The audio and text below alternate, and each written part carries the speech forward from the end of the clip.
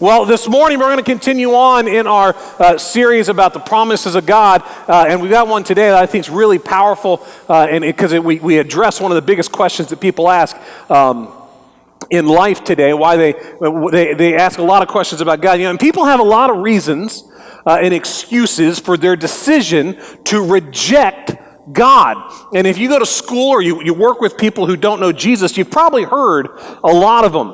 And if you aren't sure about God, this might actually be one of the thoughts that you have. People just have all sorts of reasons for it. Maybe they think things like, "I don't need God. I'm doing just fine. I'll make time for God later. Right now, I'm just going to do my own thing. Christianity is too restrictive. I don't buy the whole "there's only one way to heaven" thought. If I become a Christian, I'll have to give up too many things. I just want to be able to enjoy my life." How many of you have heard that one before? I've heard that before. This one you hear a lot. I can't believe that a loving God would send people to hell. Who wants to serve a God like that? If God was really all loving, then everyone would go to heaven. People have a lot of questions and doubts and misunderstandings about God. But there's one question that is kind of the biggest one of them all. And you might have asked it yourself, but I'm sure you've heard somebody ask it. It's the question that people who don't know Jesus wrestle with, and even some that do know Jesus wrestle with. It's a tough one, and sometimes pastors will try and skip over this kind of question because it does get hard. And it's not necessarily popular, but it's a big question that needs to be answered. Why do bad things happen to good people? People have questions like, why did my wife get cancer? She's been a Christian her whole life. Why her?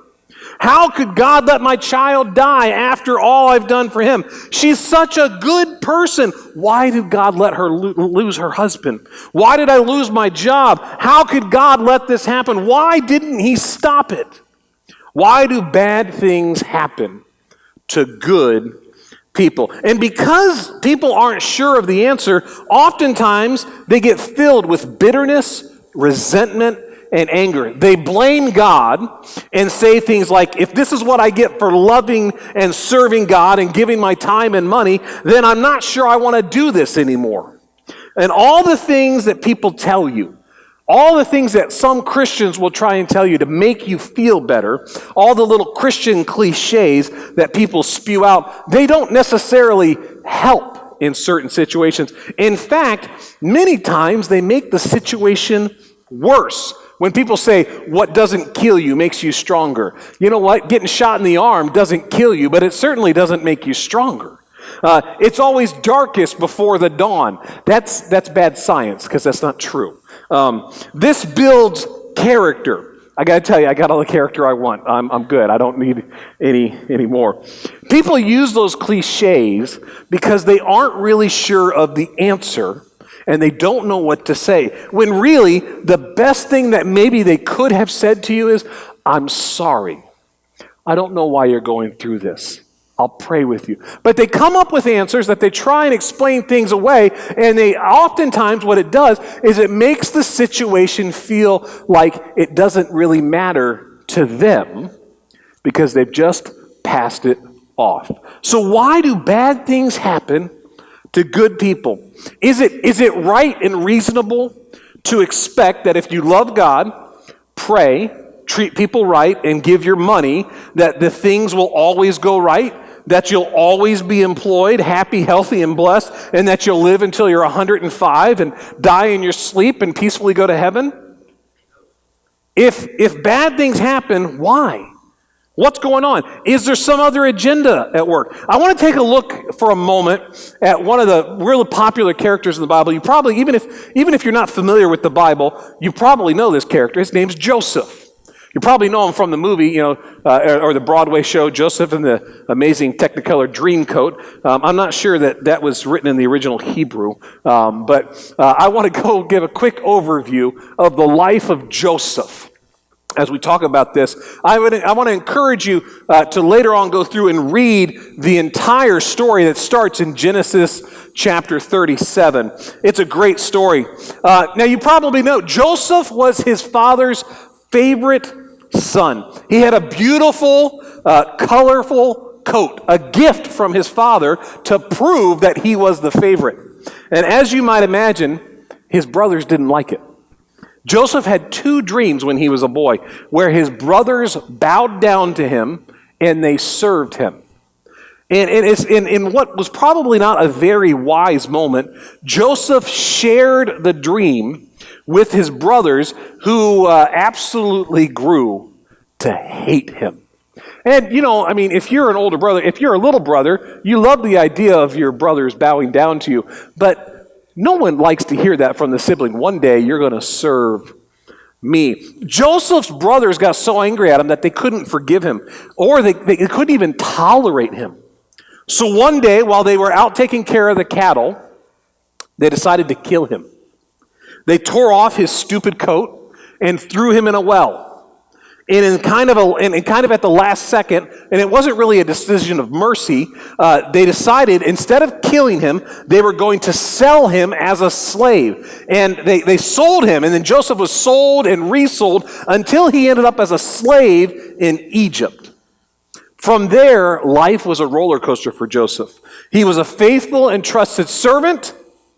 He climbed the organizational ladder and ended up in charge of the household of a guy named Potiphar, a very high official in Egypt. But then Potiphar's wife accused Joseph of trying to seduce her, and Joseph was thrown into prison for several years. And while in prison, Joseph had a lot of time to think about what his brothers had done to him and where he was. And I can only imagine that he must have fought against anger, bitterness, and the desire for revenge. And through a set of miraculous circumstances, Joseph was released from prison at the age of 30. He was elevated to be the number 2 man in the country of Egypt, which at the time was the most powerful country in the world. Joseph's journey from being sold as a slave to a national leader in the most powerful country in the world took 13 years. Imagine that. 13 years of bad circumstances, accusations, mishaps, up and down, up and down. 13 years. And in his role as the number 2 man in Egypt, he developed a plan to help sustain the country through a time of coming famine. And Joseph's plan to store food during abundant years positioned Egypt to be the only nation in the world with food during a worldwide famine. And Joseph's dream of his brothers bowing down before him came true. His brothers came to Egypt to ask for food. They didn't know that the guy they were asking was their brother. They didn't realize it. They hadn't seen him in so long. They thought he was dead and gone, that they didn't even recognize it. Can you imagine that? Not even recognize your own sibling? And Joseph didn't tell them who he was. He gave them food and sent them home, but he kept one of the brothers as kind of a ransom or a promise that they would, so they could prove that they weren't spies. And finally, the brothers came back before him again, pleading for food and the release of their brother. But they still didn't know the person that they were asking for help was their brother Joseph. And it was Joseph's big chance to get even. But instead of punishing his brothers, Joseph made a choice that I'm not sure I could have made. He chose to forgive them. That was like a real quick recounting of that whole story, right? We missed a lot of details. That's why I want you to go back and read it. But I want to slow down and go through the bad things that happened to Joseph. Because it's important to know that Joseph loved, served, and pleased God.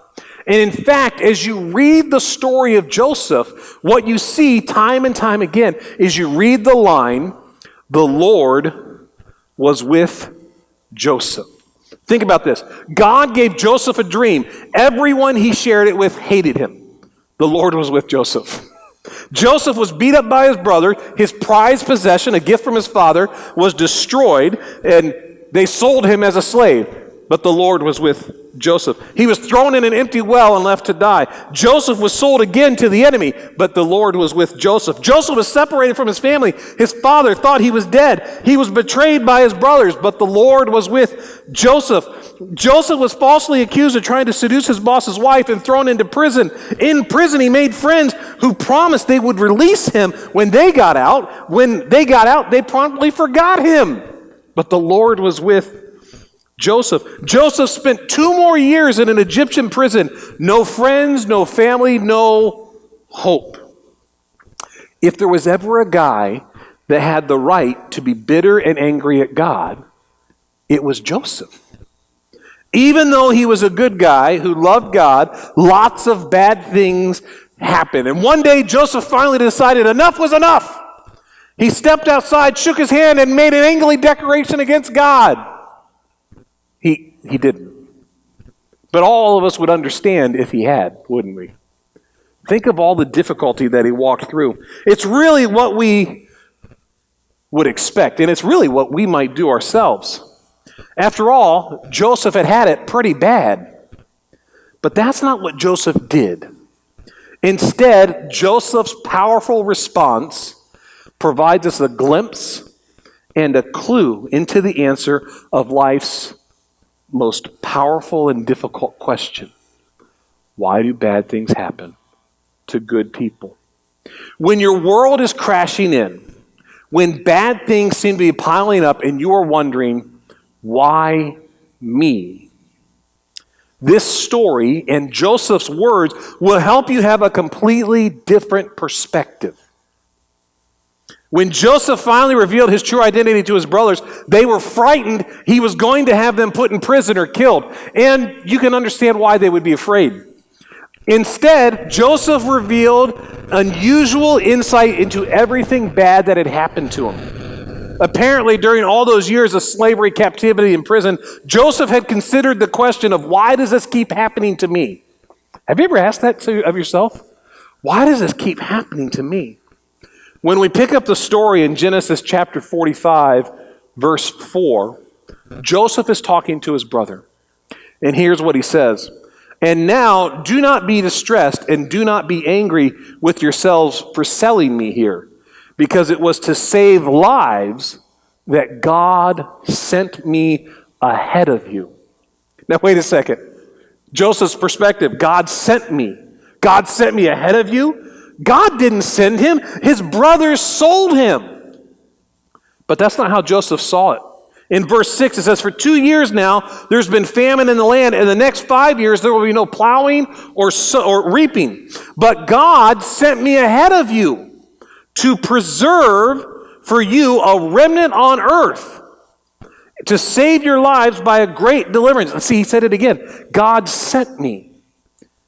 Instead of you sold me here to get rid of me, God sent me here to save you. And then in verse 8 it says, so then if it was not you who sent me here, but God. That's unbelievable, isn't it? Here he is in the position of power and authority, ready. He could have done whatever he wanted to his brothers. But he looks at it and says, God sent me ahead of you. It wasn't you that sent me here. It wasn't fair that he got there. It looked bad. It was difficult. It was challenging. But as he looks back, he can see it wasn't you who sent me here. God sent me. And you can look at all the bad things that happened to Joseph and reasonably decide his brothers did it to him. Potiphar's wife was responsible. The Egyptians did it. That's our natural assumption when things go wrong. It's an attack of the enemy is what we usually think. But Joseph said, God did it. He made me a father to Pharaoh, Lord of his entire household, and ruler of all Egypt. God sent me here with a purpose to save your lives and to rule. Hey guys, you remember that dream I had, Joseph's thinking? The one where you all bowed down to me? You didn't know it, but when you sold me as a slave, that was the beginning of the dream. It was the beginning of God's plan coming true. Now hurry back to my father's and say to him, this is what your son Joseph says. God has made me Lord of all of Egypt. For the fourth time, Joseph said, God did this. Tell Dad that God was behind it. Can you imagine how relieved the brothers had to feel when they said, go back and tell Dad it's not your fault? Because they're going to have to tell him, oh, we faked that Joseph was dead. Right? By the way, 13 years ago, their father was going to be furious with them. Imagine that's like every little brother's dream, to get their big brothers in trouble. Right? But what did Joseph say? Joseph let him off the hook. This was God that did this. Tell Dad that God did it so he doesn't blame you. Now, if you jump forward 5 chapters in Genesis to chapter 50, their father is dead, and the brothers are afraid again. Now that Dad is dead and gone, they expect that Joseph is going to finally take revenge and get even. But Joseph calmed them down in Genesis chapter 50, verse 19. He says, don't be afraid. Am I in the place of God? You intended to harm me. But God intended it for good to accomplish what is now being done. The saving of many lives. So then don't be afraid. I will provide for you and your children. Imagine that. You intended to harm me. But God intended it for good. Beaten up, thrown in a well, sold, falsely accused, put in prison, left in prison, isolated and alone. God intended all of that for good. He put me here to save many lives. Okay, and you might be sitting there going, okay, Pastor Spencer, thanks a lot. So the reason that God lets bad things happen to good people is so that other people can be saved? Are you trying to tell me everything bad that happens to me is God's design? Now I really don't want to serve him. What kind of God is that? But look at what Joseph said in verse 20. He says, you intended to harm me, but God intended it for good to accomplish what is now being done. God didn't intend evil for Joseph. What God did was take the evil intent of others and turn it in such a way as to position Joseph for impact and blessing. God took what looked like and seemed like really bad series of circumstances and used them to make Joseph's dream come true, which brings us back to today's promise in our series on the promises of God. It's Romans chapter 8, verse 28. It says, and we know that in all things God works for the good of those who love him and have called him according to his purpose. Do you believe that? The author of Romans said, in all things, the good things, the bad things, the unfair things, the horrible things, and the great things. In all things, God works for the good of those who loved him. Bad things happen to good people and bad people and God's people. That's part of life. No one is immune from sickness, heartache, and trouble. But those who love God have a promise. When bad things happen, God will use it and turn it for your good and the good of others. Even when it looks like life is spinning out of control, God is still working. God is working behind the scenes, orchestrating circumstances on your behalf. But what about death? What about when a good person dies ahead of their time? You know, we get fairly short-sighted when it comes to death. The whole point of living for Jesus is to go to heaven. So when we die, we win. Paul actually said, to live is Christ, to die is gain. We mourn and grieve when we lose a loved one. But trust me, your loved one is not mourning and grieving in heaven. They aren't asking God, why did you let this happen? Instead, they're dancing and singing and rejoicing and worshiping in the presence of Jesus.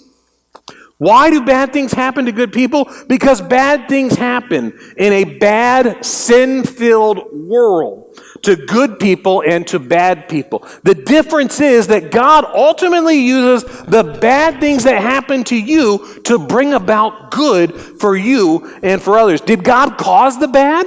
Absolutely not. But God will use what the enemies want and what the enemies try to destroy you with and turn it around for good in a way you would never imagine. In life's giant challenges and in life's minor inconveniences, God is working for those that love him. God causes all things to work together for the good of those who love him, to those who are called according to his name. God, who knows all things, puts us exactly where we need to be. How many times have you faced trouble or hardship wondering, where is God in all of this? How could a loving God allow me to go through this? How could God let this happen to me? You know, one day, what doesn't make sense now will make perfect sense then. And you'll discover that all along God was working and moving and orchestrating things you couldn't see.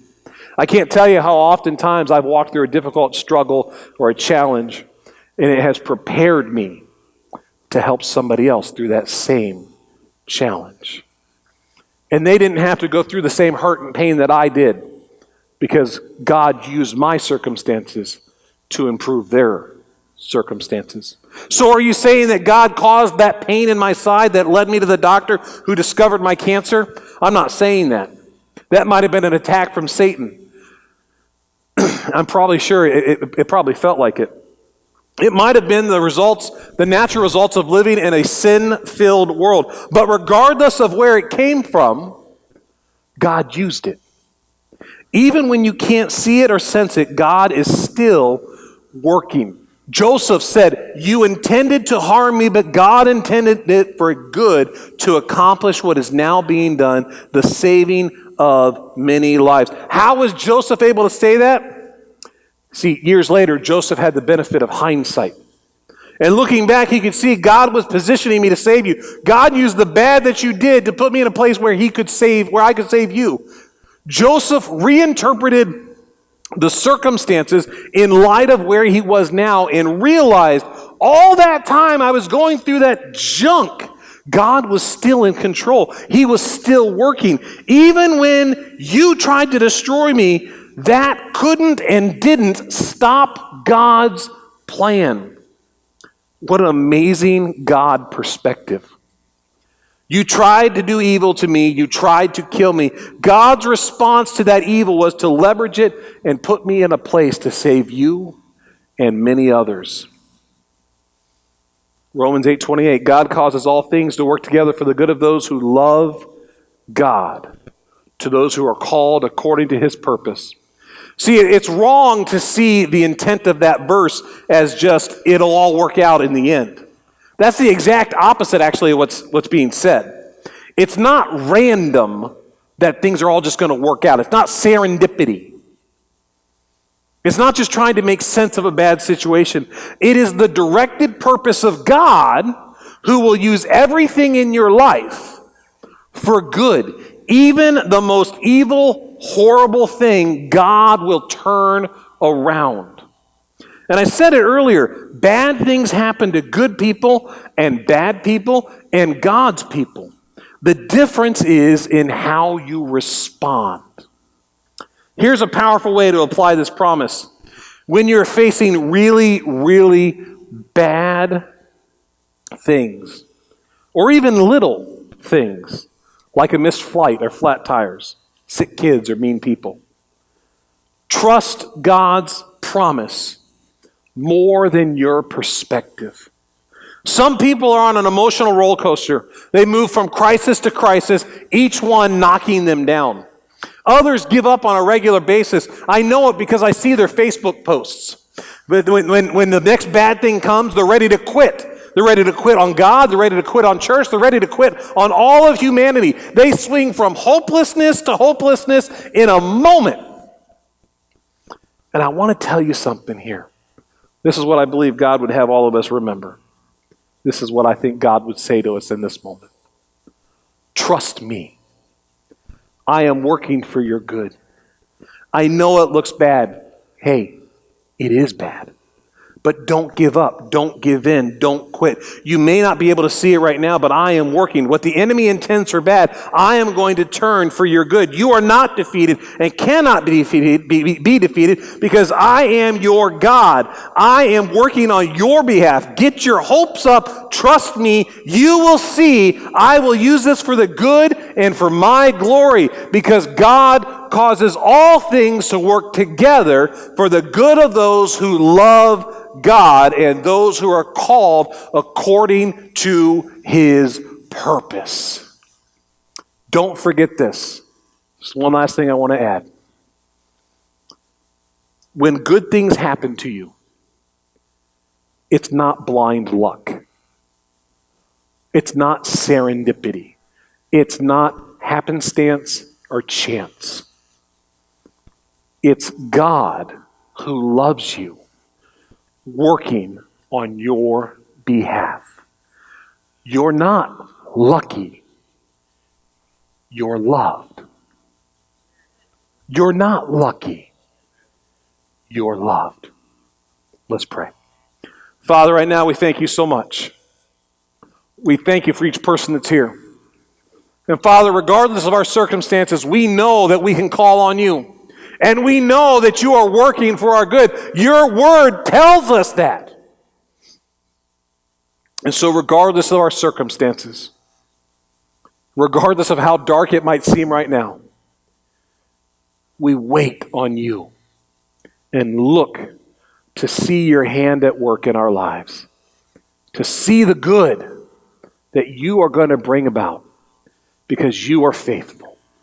And so I pray this morning, be with us. Let us feel your presence and see your hand in our lives. And we will hold on to Romans 8:28, knowing that you work together for the good of those who love you.